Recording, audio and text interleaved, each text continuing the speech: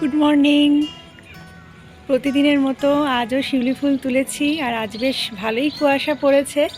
তো শিউলি ফুল এত বড় গাছ থেকে তোলাটা কিন্তু সহজ নয়, যতই নিচে পড়ে থাকুক না কেন। আর এখন যেহেতু একটু কমেও এসছে শিউলি ফুল, তো কিভাবে শিউলি ফুলটা তুলি সেটা কিন্তু আপনাদের সাথে আজকে আমি শেয়ার করব। চলুন দেখুন তাহলে। এই দেখুন সেই হাতিয়ার, এটা না থাকলে আমি এত শিউলি ফুল তুলতেই পারতাম না, কেননা একটু না ঝাঁকালে শিউলি ফুলগুলো পড়বে না।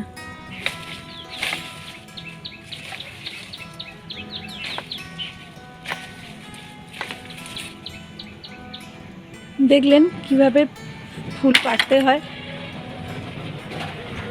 এইটুকুনি না করলে এত ফুল পাবো না। এই দেখুন এখানে এত শিউলি ফুল আমি তুলেছি, কেমন লাগছে জানাবেন। আর এখানে ধানগুলো সব কাটা হয়ে গেছে, এখন বাঁধা চলছে। নিয়ে অলরেডি এসে গেছেন। আর পুরো ওই দিকটা কিন্তু সাদা হয়ে আছে, একদম কিছুই দেখা যাচ্ছে না। নমস্কার প্রিয় বন্ধুরা, সবাই কেমন আছেন? আমি দেবলীনা আমার ছোট্ট একটি ব্লগে আপনাদের সকলকে স্বাগত জানাই। এখন হচ্ছে বাগানের কাজ, আর ঘড়িতে বাজে হচ্ছে 1:30। তো ভাবুন এবারে কখন খাওয়া দাওয়াটা হবে। তো কি কি গাছ লাগালো সেগুলো দেখাই, চলুন।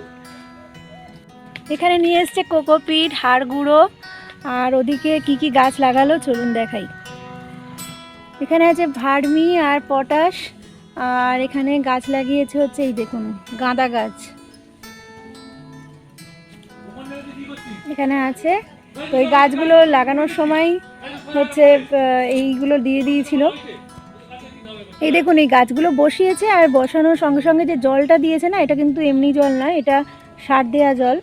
আর এদিকে এই গাছটা বসানোর সময় হচ্ছে ওই যে দুটো সার দেখালাম আর কি, এই দুটো দিয়েছিল আর কি, ভার্মি আর এই পটাশ দিয়ে বসিয়েছিল। ওর হাতে গাছ খুবই ভালো হয়। আর এই যে সেই পেঁপে গাছ, এখনও এই হয়ে আছে পেঁপে, আমরা টুকটাক করে খাচ্ছি। তো খুব সুন্দর আর খুব মিষ্টি, দানাও খুব কম। আর এই গাছই আরেকটাও বসিয়েছে, এই পেঁপে আরেকটা গাছ, এই যে এইটা। আর এই বাগানে হচ্ছে আমরা খাওয়া দাওয়া করি, তো এই জন্য পাশে বেশ একটু ফুল টুল ফুটে থাকবে, এই জন্য এখানেই দিল। এই জায়গাটা হচ্ছে আমরা খাই।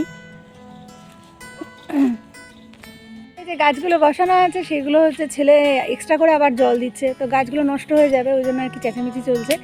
আর এখানে হচ্ছে আমরা আজকে খাবো। চলুন এখন আমরা একটু খাওয়া দাওয়া করে নিই, আর এখানে বসেই খাওয়া দাওয়াটা হবে। উচ্ছেটা খা, ভাত বাড়ছি, এটা তো ঢালবি। আপনাদের কোন রঙের ফুল বেশি পছন্দ সেটা জানাবেন তো। আমার হলুদ রঙের ফুল ভীষণ পছন্দের, সে গোলাপ হোক, গাঁদা হোক, জবা হোক, যাই হোক না কেন, হলুদ রং আমার ভীষণ প্রিয়। আর সেটা যদি হয় ফুল, তো কথাই নেই, মানে বলতে গেলে হলুদ রঙের ফুল আমার খুব প্রিয়। চলুন দেখাই আজকে বাগানের কিছু ফুল। এই দেখুন হলুদ জবা, কেমন লাগছে।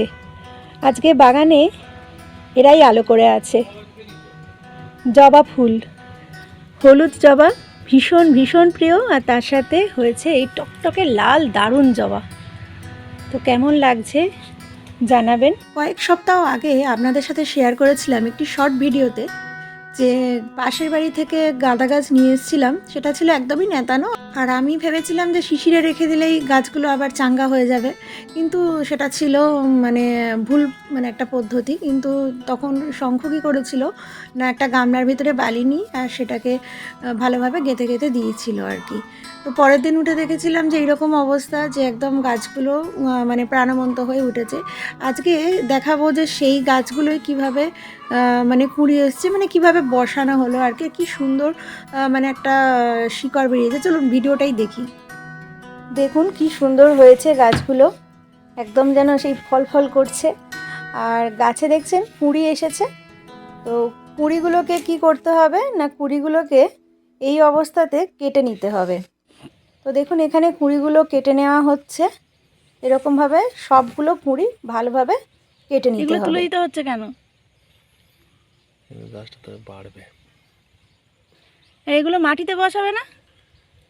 এবার কাল পরশু বসে দিতে হবে, এবার শিকড় হয়ে গেছে, এবার বসালে গাছগুলো লেগে যাবে। ও আচ্ছা আচ্ছা, দেখবে কিরকম শিকড় হয়েছে, দেখাও।